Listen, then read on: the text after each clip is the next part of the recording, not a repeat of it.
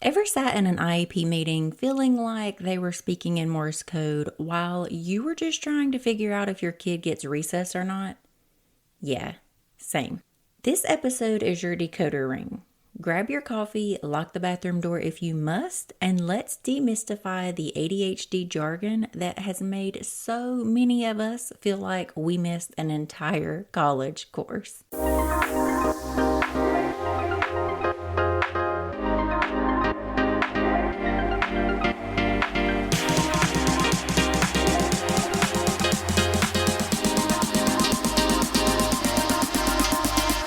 Welcome back to Chaos and Caffeine, the ADHD parenting podcast where we tackle neurodivergent life one chaotic, coffee-fueled moment at a time.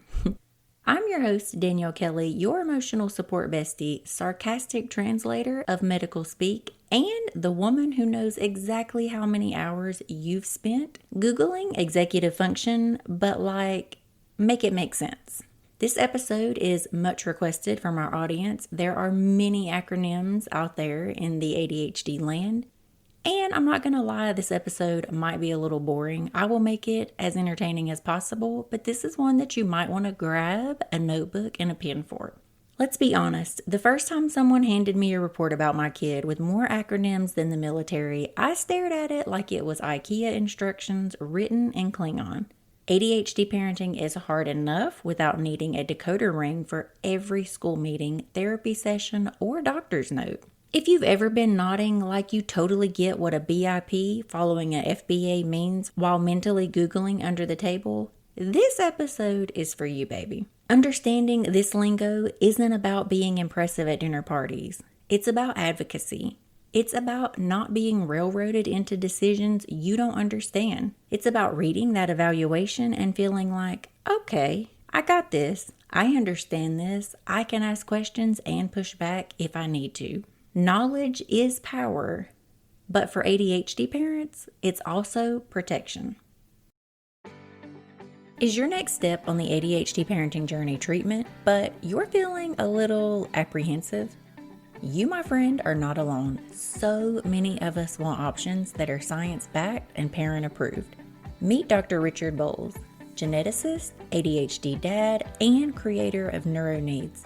When his own son was struggling, he created a powerful, all-natural supplement that helped his son get off stimulant meds completely and thrive all the way to college. It's called NeuroNeeds, and it's packed with exactly what ADHD brains need to function, focus, and regulate without the side effects. If you're curious, hit the link in the show notes to check it out. And don't forget to sign up for our newsletter while you're there, because right now, NeuroNeeds is doing us a solid by giving away a free brain bundle, and all you have to do to be considered is to sign up for the newsletter. Because you deserve science you can trust and support you can feel.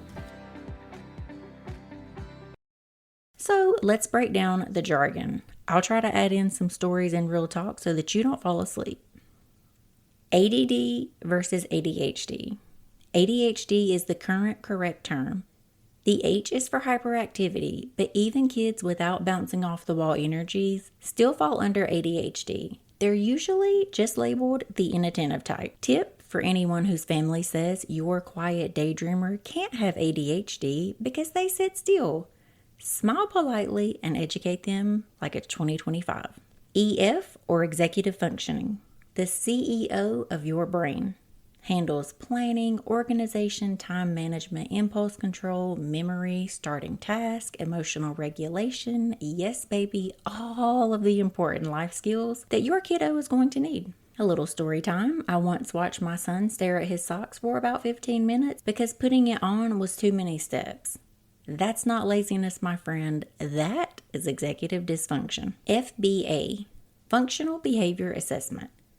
An evaluation done to figure out why a child behaves a certain way, especially in school. It often leads to a BIP or a behavior intervention plan. Pro tip, push for this before they slap your child with detentions or suspensions. RSD, Rejection Sensitive Dysphoria. This is an intense emotional reaction to perceived rejection or criticism. Think full-blown meltdown because a friend didn't wave back at us.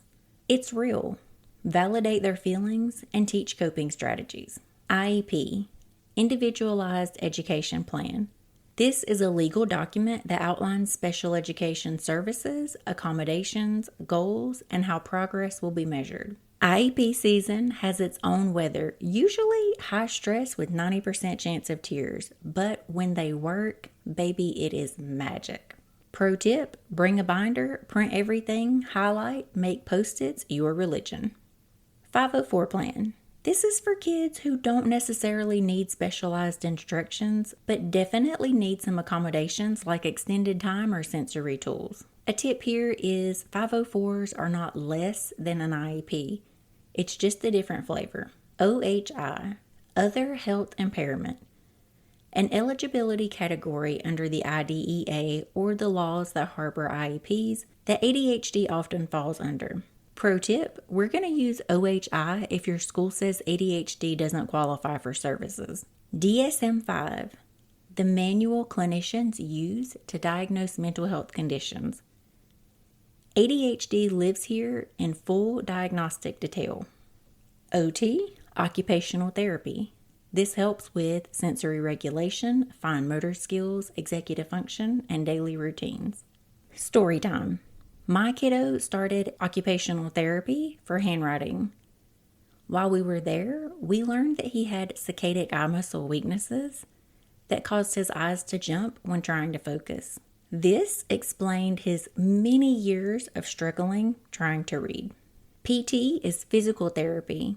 This supports gross motor skills like coordination, balance, and posture. SLP, speech language pathologist. Not just speech. This helps with social skills, comprehension, feeding, and language processing. Check the show notes. I'll link a previous episode with speech language pathologist Ellie Richard, and she breaks down how an SLP can help our ADHD kiddos on so many levels. SEL, social emotional learning. Teaches self-awareness, empathy, and emotional regulation. Basically, your kid's secret weapon. ASD, autism spectrum disorder, frequently co-occurs with ADHD. Every autistic child is different. But really, isn't every child different? Check the show notes again. I will link a previous episode with Martin Slingstad, an amazing individual who is doing big things in the autism community. PDA, pathological demand avoidance, a profile under autism marked by extreme resistance to demands, even the fun ones. PDA is very new to me, but I've had quite a few people on the podcast who are pretty familiar with it, and I can link some episodes in the show notes for you guys. SPD, sensory processing disorder, when the brain struggles to process sensory input, also known as clothes hurt or lights overwhelm. CBT, cognitive behavioral therapy. This helps our kiddos challenge negative thoughts and replace them with realistic ones. DBT, dialectical behavioral therapy. Teaches mindfulness, emotional regulation, and distress tolerance. ABA, applied behavior analysis.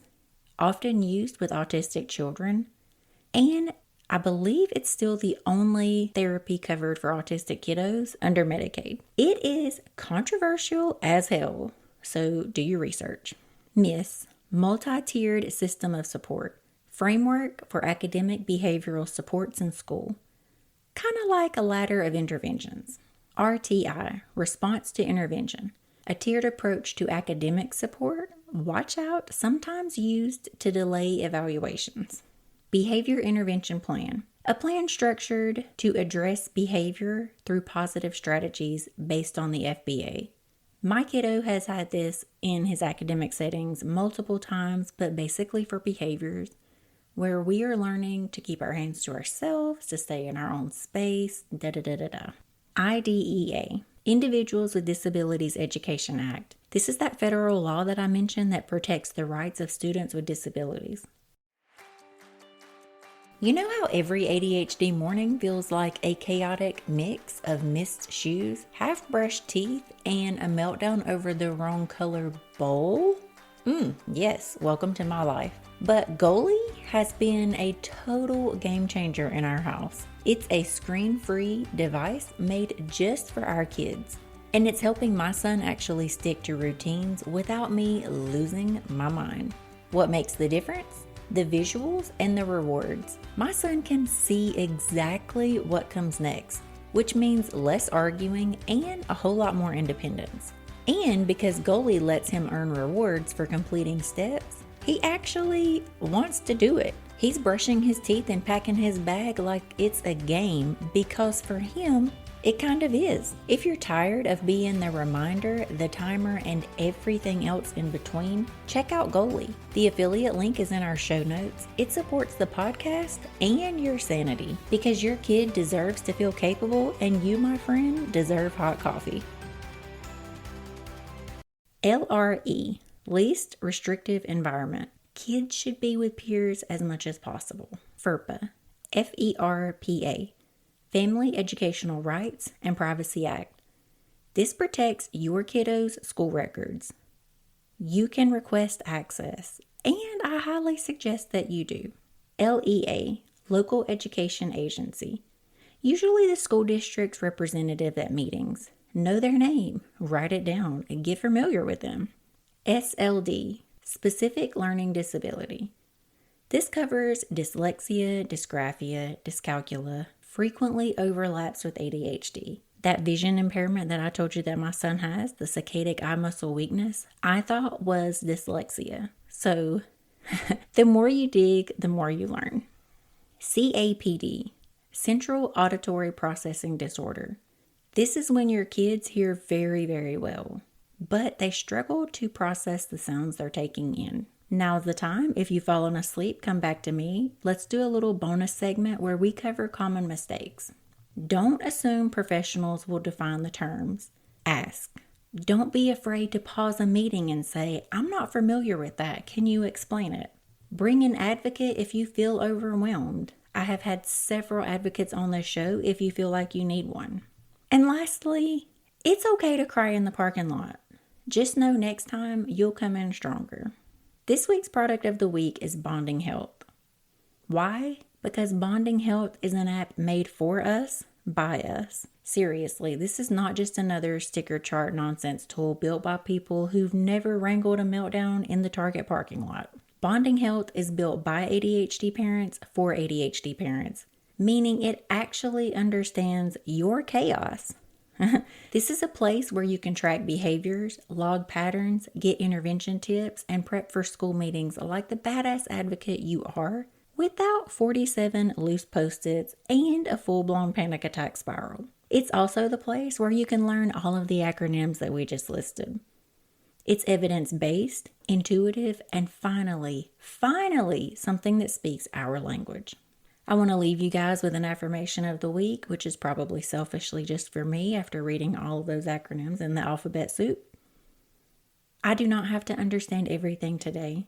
I just have to keep showing up, asking questions, and advocating like the fierce parent I am. Phew! I know this was a much requested episode. And if it helped you untangle the mess of ADHD alphabet soup, please do me a favor and share it with another parent who's drowning in PDFs and acronyms. And sign up for the Unfiltered ADHD Moms newsletter, where I basically share all the stuff Spotify won't let me say. Until next time, take your meds, drink your coffee, and know that you're doing a damn good job.